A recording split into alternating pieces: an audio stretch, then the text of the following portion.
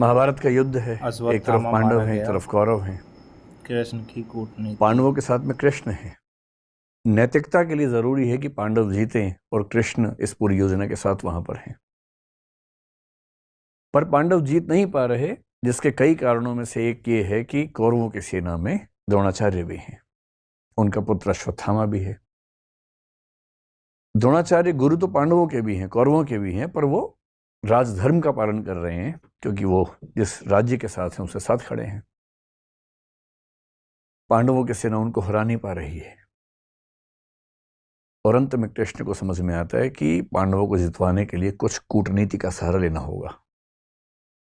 कृष्ण कूटनीति के शिखर हैं। वो युधिष्ठिर से एक बात कहते हैं, पर युधिष्ठिर तैयार नहीं है एक गलत बात कहने के लिए। और अंत में कृष्ण अपनी पूरी कूटनीतिक ताकत का इस्तेमाल करके सिचुएशंस बनाते हैं।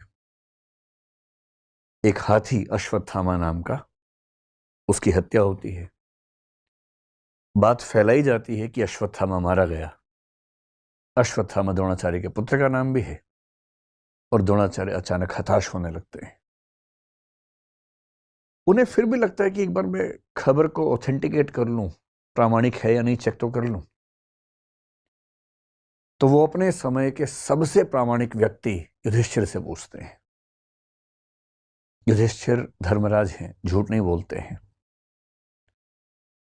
पूरी पांडवों की सेना ने, टीम ने जब उनसे कहा, वो तब भी तैयार नहीं हुआ कि मैं झूठ नहीं बोलूंगा। लेकिन अब झूठ नहीं है। अश्वत्थामा की हत्या हुई है, हाथी की हुई है, तो क्या हुआ, हुई तो है ही। और तब भी वो चाह रहे हैं कि मैं पूरी बात बोलूं।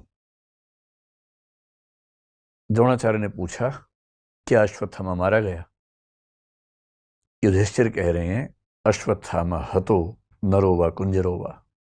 अश्वत्थामा मारा गया, आदमी था या हाथी था।